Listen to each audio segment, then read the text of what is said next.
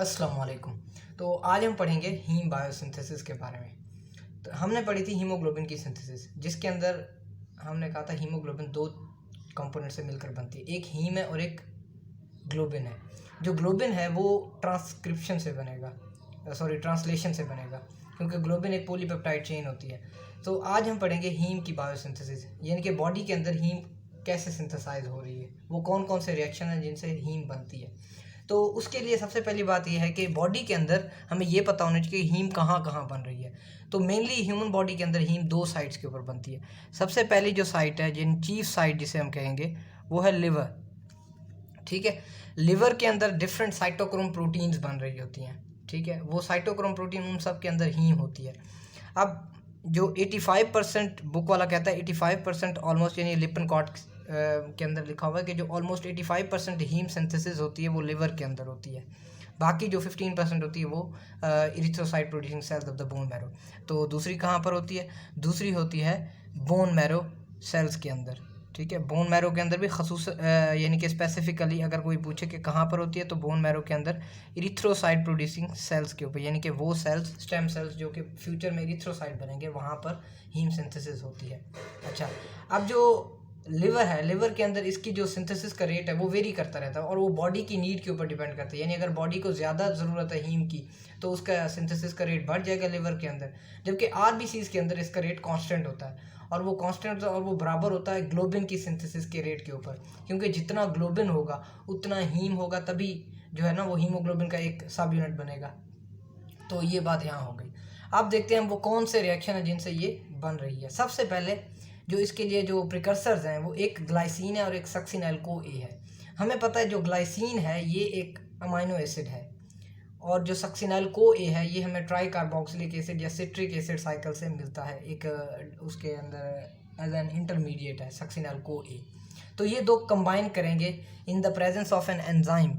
उस एंजाइम को हम कहते हैं अमाइनो लेवलिनिक एसिड सिंथेज। इस एंजाइम की प्रेजेंस में ये दो कंपाउंड जो है ग्लाइसिन और सक्सिनैल को ए कंबाइन करके हम एक कंपाउंड देंगे डेल्टा अमाइनो लेवलिनिक एसिड। और इस रिएक्शन के अंदर क्या होगा? डीकार्बोजाइलेशन होगी, एक तो एक कार्बन डाइऑक्साइड का मॉलिक्यूल और एक हमारे पास को ए का, यानी कि को एंजाइम के जो है वो रिलीज हो जाएगा। अब ये ALA जो सिंथेज एंजाइम है, इसे हम दूसरे लफ्जों में कहते हैं एला सिंथेज। ये एला सिंथेज एंजाइम बॉडी के अंदर दो फॉर्म में एग्जिस्ट करता है, ALAS। एक फॉर्म को हम कहते हैं एला सिंथेज 1, और जो दूसरी फॉर्म होती है इसे हम कहते हैं एला सिंथेज 2। अब ये जो एला सिंथेज 1 है ये बॉडी के जनरली ऑल टिश्यूज़ के अंदर पाया जाता है, और जो एला सिंथेज 2 है इसे हम कहते हैं दैट इज इरिथ्रॉइड स्पेसिफिक, यानी कि ये सिर्फ इरिथ्रॉइड स्पेसिफिक है, यानी जो बोन मैरो के अंदर इरिथ्रोसाइट प्रोड्यूसिंग सेल्स है वहाँ पाया जाता है। अगर किसी वजह से ये जो ALAS2 है इसका फंक्शन ख़त्म हो जाए तो ये सिड्रोब्लास्टिक एनीमिया कॉज करता है। अब वो सिड्रोब्लास्टिक एनीमिया कैसे कॉज करेगा? देखें, जब ALAS2 नहीं होगा तो इसका मतलब है हीम नहीं प्रोड्यूस होगी। जब हीम प्रोड्यूस नहीं होगी तो आयरन जो होगा उसकी अकोमोलेशन स्टार्ट होना शुरू हो जाएगी। आयरन की अकोमोलेशन होगी और हीमोग्लोबिन कम बनेगी, क्योंकि हीम ही नहीं है। तो हीमोग्लोबिन की कमी को हम क्या कहते हैं? एनीमिया कहते हैं। और सिड्रोब्लास्टिक एनीमिया के अंदर दो मेन यानी कि फीचर्स होते हैं। एक ये होता है कि सिड्रोब्लास्टिक एनीमिया के अंदर हीमोग्लोबिन की डेफिशिएंसी होती है, दूसरा आयरन ओवरलोड हो जाता है। तो ALAS2 जो है इसकी डेफिशिएंसी से सिड्रोब्लास्टिक एनीमिया होता है। तो आगे हम चलते हैं। हमने डेल्टा अमाइनो लेवलिनिक एसिड बना लिया।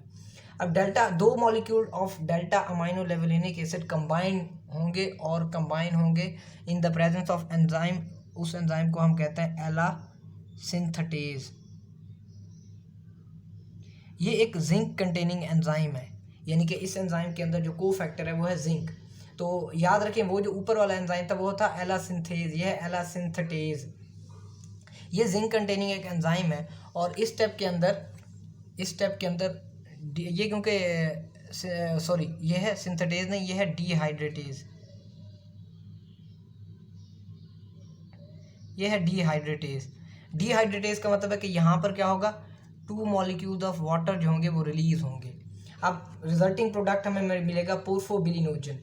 अब पोर्फोबिलिनोजन के 4 मॉलिक्यूल्स कंबाइन होंगे in the presence of hydroxy methyl villain synthase, ये एक एंजाइम है जिसकी प्रेजेंस में 4 मॉलिक्यूल्स ऑफ पोर्फोबिलिनोजन कंबाइन करके हम एक प्रोडक्ट देंगे जिसे हम कहते हैं हाइड्रोक्सी मिथाइल बिलेन। अच्छा, उससे नेक्स्ट स्टेप में क्या होगा कि ये जो हाइड्रोक्सी मिथाइल बिलेन है ये in the presence of uroporphyrinogen 3 synthase की प्रेजेंस में, यूरोपोरफायरिनोजन 3 सिंथेज, इसकी प्रेजेंस में हाइड्रोक्सी मिथाइल बिलेन कन्वर्ट हो जाएगा किसके अंदर, यूरोपायरिनोजन 3 के अंदर। अच्छा, अब इस स्टेप के अंदर क्या होगा, ये जो हाइड्रोक्सी मिथाइल बिलेन है ये एक लीनियर मॉलिक्यूल है, तो जब ये एंजाइम इसके ऊपर एक्ट करेगा तो यहाँ पर 2 मेन इवेंट होंगे। सबसे पहले तो ये लीनियर मॉलिक्यूल साइक्लिक मॉलिक्यूल में कन्वर्ट होगा जिस इवेंट को हम कहते हैं रिंग क्लोजर, ठीक है। और दूसरा जो इवेंट यहाँ पर हो रहा होगा वो होगा ऑक्सीडेशन, ठीक है, ऑक्सीडेशन और रिंग क्लोजर। अब हमारे पास आ गया यूरोपोरफायरिनोजन 3 जो कि हमें पता है कि क्या है, एक साइक्लिक कंपाउंड है। अगले स्टेप के अंदर क्या होगा, एक एंजाइम है जिसे हम कहते हैं यूरोपोरफायरिनोजन 3 डी कार्बोजाइलेज। ये था यूरोपोरफायरिनोजन 3 सिंथेज था, अब यहाँ पर UPG मैं लिख रहा हूँ, डी कार्बोजाइलेज, ठीक है। ये क्या करेगा, डी कार्बोजाइलेज है तो इसका मतलब है डी कार्बोक्सिलेशन करवाएगा। अब डी कार्बोक्सिलेशन कराएगा, इस स्टेप के अंदर 4 कार्बन डाइऑक्साइड के मॉलिक्यूल्स जो होंगे वो रिलीज होंगे, सॉरी इस स्टेप के अंदर नहीं, इस स्टेप के अंदर 4 कार्बन डाइऑक्साइड के मॉलिक्यूल्स रिलीज होंगे और ये जो यूरोपोरफायरिनोजन 3 है ये कन्वर्ट हो जाएगा कोप्रोपोरफायरिनोजन 3 के अंदर, ठीक है। अगले स्टेप के अंदर एक एंजाइम है जिसे हम कहते हैं कोप्रोपोरफायरिनोजन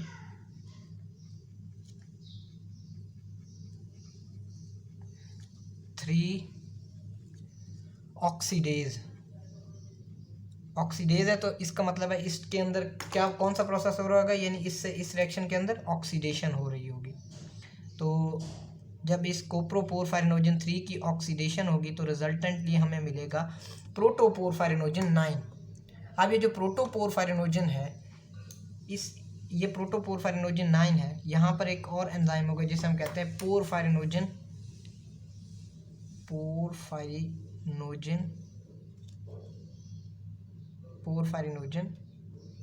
9 ऑक्सीडेज। अब ये जो एंजाइम है पोरफायरिनोजन 9 ऑक्सीडेज, ये इस प्रोटोपोरफायरिनोजन 9 को कन्वर्ट कर जाएगा प्रोटोपोरफायरिन में, ठीक है। अब ये जो प्रोटोपोरफायरिन है, असल में हमने कहा था जो हीम है वो 2 चीज़ों से मिलकर बनती है। एक प्रोटोपोरफायरिन जब उसके साथ आयरन कंबाइन होता है तो ये क्या बनता है, हीम बनता है। यानी कि इससे अगले स्टेप में प्रोटोपोरफायरिन 9 से क्या होगा, एक आयरन का atom Fe2 positive ferrous form में एक एंटर होगा और साथ में 2 जो H पॉजिटिव हैं वो रिलीज हो जाएंगे। अब इस स्टेप के अंदर एक एंजाइम होता है जिसे हम कहते हैं फेरोकिलेटेज। ये एंजाइम इस स्टेप के लिए ज़रूरी नहीं है, यानी अगर ये एंजाइम ना हो तो तब भी ये स्टेप हो जाता है, मगर इसकी प्रेजेंस में ये फास्ट हो जाता है रिएक्शन। तो ये फेरोकिलेटेज एंजाइम इस आयरन को इसके साथ प्रोटोपोरफायरिन 9 के साथ कंबाइन करके हीम बना देता है, तो हमारा एंड प्रोडक्ट हीम बन गया। अब यहाँ पर 2 चीज़ें जो है ना वो हम देखते हैं, एक ये जो एंजाइम है फेरोकिलेटेज और एक ये जो एंजाइम है एलाडिहाइड्रेटेज। ये जो 2 एंजाइम है ये यानी कि ये मेटालो एंजाइम्स है, यानी कि इसके अंदर जो को फैक्टर है वो कौन सा है, हमने कहा था जिंक, और इसके अंदर क्या है, को फैक्टर आयरन। अगर फॉर एग्जांपल उस कोई भी पर्सन है उसके अंदर लेड की पॉइजनिंग हो गई है, यानी कि किसी न किसी तरीके से उसने लेड इनहेल कर लिया है, वो एयर के थ्रू हो सकता है, वो खाने यानी कि फूड के थ्रू हो सकता है, कोई भी सोर्स हो सकता है। अब वो लेड क्या करेगा, वो ये जो एलाडिहाइड्रेटेज है यहाँ पर जाकर वो जो एल्यूमिनियम है उसको जिंक जो है जिंक को रिप्लेस कर देगा। जब वो जिंक को रिप्लेस करेगा तो इसका मतलब ये है कि ये जो डेल्टा अमाइनो लेवलिनिक एसिड है ये पोर्फोबिलिनोजन में कन्वर्ट नहीं होगा। जब ये कन्वर्ट नहीं होगा तो ये साइकिल यहाँ पर रुक जाएगा, और जब ये साइकिल यहाँ पर रुक जाएगा इसका मतलब है बॉडी के अंदर हीम की सिंथेसिस डिक्रीज हो जाएगी। तो अगर मैं रेड कलर से यहाँ पर लिखूँ, इसका जो नेगेटिव इनहिबिटर है वो कौन है, लेड है, और इस फेरोकिलेटेज का भी जो नेगेटिव इनहिबिटर है वो भी लेड है, ठीक है। इसके अंदर भी लेड ऐसे ही आयरन को रिप्लेस कर देगा और जब आयरन को रिप्लेस करेगा तो प्रोटोपोरफायरिन 9 हीम में कन्वर्ट नहीं होगा, जिसकी वजह से बॉडी में हीम की डेफिशिएंसी हो जाएगी और फिर उसके डेफिशिएंसी से रिलेटेड जो डिसऑर्डर होंगे वो हो जाएंगे। अब दो मज़ीद चीज़ें, एक है हीम इफेक्ट, एक है हीम इफेक्ट।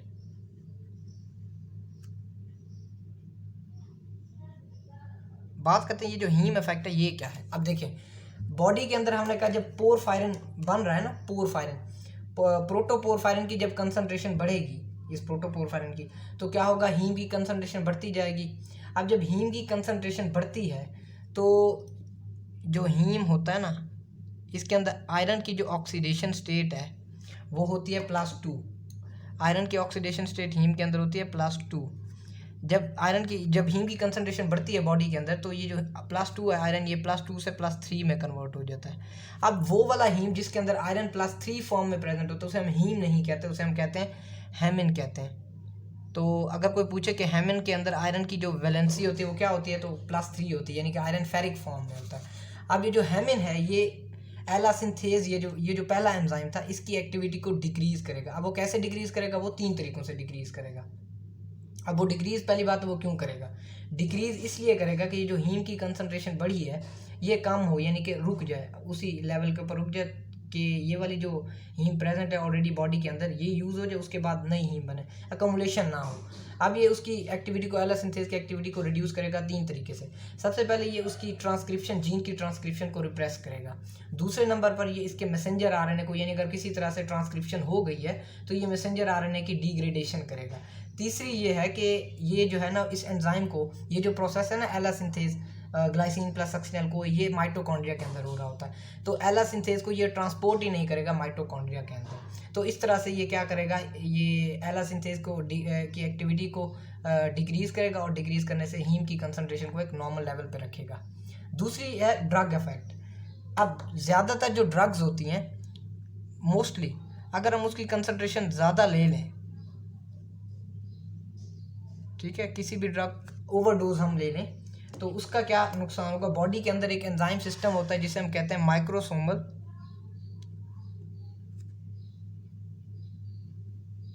CYP मोनोऑक्सीजनेज system.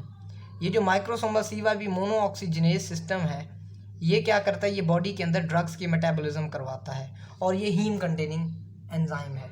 अब जब बॉडी के अंदर ड्रग ज़रूरत से ज़्यादा है, यानी कि ओवरडोज हमने ले ली है, तो ये माइक्रोसोमल CYP मोनोऑक्सीजनेज सिस्टम, ज़ाहिर है ज़्यादा एंजाइम की ज़रूरत होगी।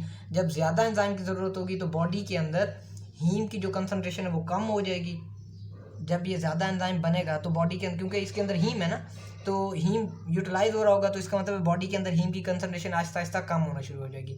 जब हीम की कंसंट्रेशन कम होगी तो एला सिंथेज 1 की जो सिंथेसिस है वो बढ़ जाएगी। ये जो एला सिंथेज एंजाइम है ना इसकी सिंथेसिस बढ़ जाएगी। क्यों बढ़ेगी, ताकि ये जो है ना वो ज़्यादा से ज़्यादा ग्लाइसिन और सक्सिनल को ये को मिलाए और इस पूरे साइकिल को, हीम बायोसिंथेसिस के साइकिल को चलाए और हीम की कंसंट्रेशन बढ़े और फिर ये जो माइक्रोसोमल CYP मोनोऑक्सीजनेज एंजाइम है वो प्रोड्यूस हो बॉडी के अंदर। तो इन टर्न जो एला सिंथेज 1 की जो सिंथेसिस है वो जब इंक्रीज़ होगी तो उससे किसकी कंसंट्रेशन इंक्रीज़ होगी, उससे डेल्टा अमाइनो लेवलिनिक एसिड की भी कंसंट्रेशन बढ़ेगी। जब डेल्टा अमाइनो लेवलिनिक एसिड की कंसंट्रेशन बढ़ेगी तो ये पूरा जो प्रोसेस है ये चलना शुरू हो जाएगा और जब पूरा प्रोसेस चलेगा तो अल्टीमेटली हीम हो जाएगा। अब हम बात करते हैं कि ये जो सारा प्रोसेस है ये कहाँ होता है। जो पहले 2 स्टेप्स हैं, पहले 3 स्टेप्स हैं, यानी ग्लाइसिन और सक्सिनल को ए से लेकर पोर्फोबिलिनोजिन तक, यहाँ तक ये होते हैं हमारे माइटोकॉन्ड्रिया के अंदर। अब ये जो पोर्फोबिलिनोजिन है इसे ट्रांसपोर्ट करवाया जाता है वापस सेल के साइटोप्लाज्म के अंदर। साइटोप्लाज्म, अब ये जो हाइड्रोक्सी, यहाँ से पोर्फोबिलिनोजिन से आगे हाइड्रोक्सी मिथाइल बिलेन, यूरोपोरफायरिनोजिन, कोप्रोपोरफायरिनोजिन, यहाँ तक जो है ना कोप्रोपोरफायरिनोजिन, यूरोपोरफायरिनोजिन तक, यहाँ तक ये जो रिएक्शन होते हैं ये साइटोप्लाज्म के अंदर होते हैं। और फिर ये जो यूरोपोरफायरिनोजिन होता है इसको दोबारा जो है ना वो माइटोकॉन्ड्रिया के अंदर ले जाया जाता है और जिससे आगे फर्दर ये जो जितने भी हीम की सिंथेसिस तक जो रिएक्शन है ये माइटोकॉन्ड्रिया के अंदर होते हैं। ठीक है, तो आपने ये साइट्स भी याद रखना। उम्मीद है कि वीडियो आपको हेल्पफुल साबित होगी। थैंक यू, अल्लाह हाफिज़।